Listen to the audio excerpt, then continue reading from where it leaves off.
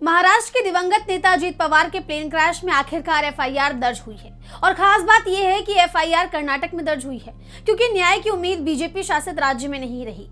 इस पूरे मामले में बार बार साजिश का एंगल निकालने वाले रोहित पवार ने एफआईआर दर्ज कराई है और इसका श्रेय राहुल गांधी को दिया है। क्या कुछ कहा है रोहित पवार ने, सुनिए। अजीत दादा पवार इस राज्य में लास्ट 40 ईयर्स से वहाँ पे सोशल वर्क और पॉलिटिकल वर्क वहाँ पे कर रहे हैं और यहाँ के लोगों से उनका बहुत नजीक का वहाँ पे रिश्ता था। उनका एक्सीडेंट या जो भी कॉन्स्पिरेसी वो होने के बाद वो दुनिया में नहीं रहे, तो अभी उनका इन्वेस्टिगेशन क्रिमिनल एंगल से प्रॉपरली होने के लिए एफआईआर होना बहुत इंपॉर्टेंट है और सबका अधिकार है अंडर सेक्शन 173।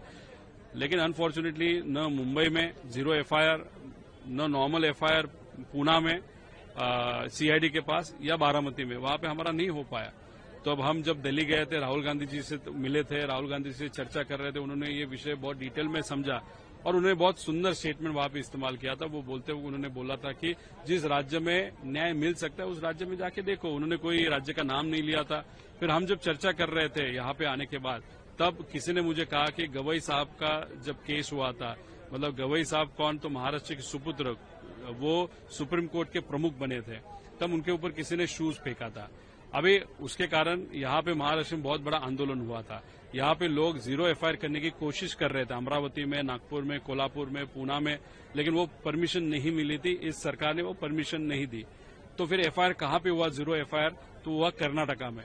तो वो कर्नाटका में एफआईआर अगर गवई साहब का हो सकता है तो दादा का भी हो सकता है, इसलिए वहां पे गए और वहां पे दादा का एफआईआर वहां पे हुआ। ये एफआईआर उनके डीजी के माध्यम से उस राज्य के इस डीजी के, मैं महाराष्ट्र राज्य के डीजी के पास आया। अभी ये सरकार इस बारे में क्या करते है वो देखना पड़ेगा। महाराष्ट्र डीजी क्या लगता है इसके ऊपर एक्सेप्ट करना ही पड़ेगा, नहीं तो लोगों को सीधा सीधा वहां पे पता चल जाएगा दाल में कुछ काला है। हाल ही फिलहाल में पार्थ पवार ने कहा था कि मैं प्रेस कॉन्फ्रेंस लूंगा, लेकिन अभी तक उनकी प्रेस कॉन्फ्रेंस नहीं हुई। नहीं, जय पवार ने वैसे बोला था, शायद उनके ऊपर सुनील तटकरे, प्रफुल्ल जी या बीजेपी का कोई बड़ा नेता वहां पे प्रेशर डाला होगा, इसलिए वो वहां पे प्रेजेंटेशन नहीं कर रहे। लेकिन फाइनली वो पवार है, मराठी मानुस है, कभी ना कभी तो वो प्रेजेंटेशन लेंगे। मेरे पास भी बहुत सारे प्रूफ है, वो प्रूफ मैं आगे लाना चाहता हूं, लेकिन जय के प्रेजेंटेशन के बाद।